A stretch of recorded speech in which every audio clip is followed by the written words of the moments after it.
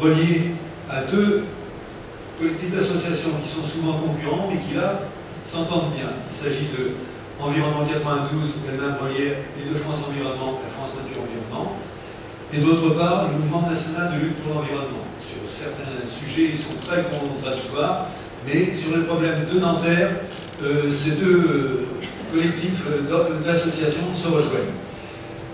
Dans l'exposé qui nous a été présenté, il y a une chose qui m'a choqué et qui rejoint un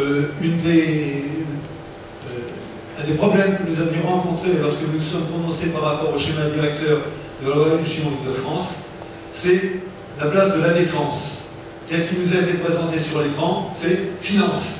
Un point, c'est tout. Alors tous les autres pôles, ou presque, ont au moins 2 ou 3 items qui apportent une certaine variété d'activités, de préoccupations. Alors je sais bien que c'est pour schématiser. Je sais bien qu'à la défense, il y a aussi Total, il y a EDF, il y a d'autres activités que la finance.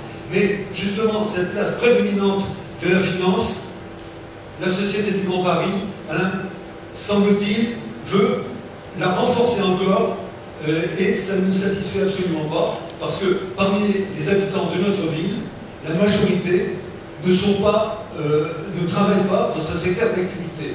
Alors si on leur facilite les trajets pour aller ailleurs, exercer leur activité, très bien, mais nous souhaiterions que sur ce territoire de la Défense et de ses alentours, il n'y ait pas que de la finance, qu'il n'y ait pas que du tertiaire, même du tertiaire autre que la finance.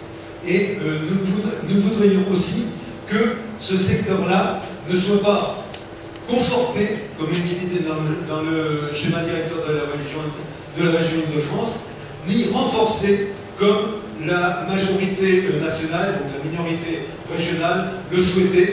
Nous pensons qu'il faut s'orienter différemment. Alors ce n'est pas le sujet du débat de ce soir, je le sais, je l'assume, mais pour nous c'est très important, d'autant plus que les projets de transport que vous nous présentez ce soir dans le cadre de la Société du Grand Paris, qui vont nous être présentés dans le cadre d'Arc Express, comme ils ont été présentés ou vont nous être présentés dans le cadre d'EOL, nous présentent des projets qui sont tous intéressants, mais qui seront réalisés dans 10 ans environ.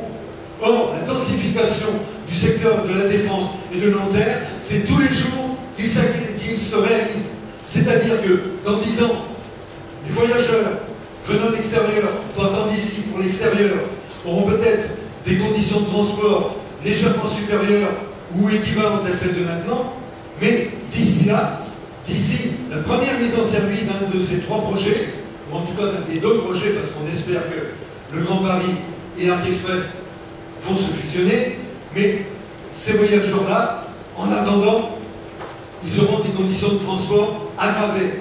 Et aggravées pourquoi? Parce que la densification, la tertiarisation accélérée de la Défense, c'est dès maintenant qu'elle s'effectue.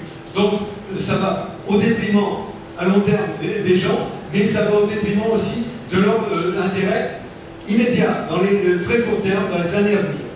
C'est l'aspect important que nous tenions à souligner.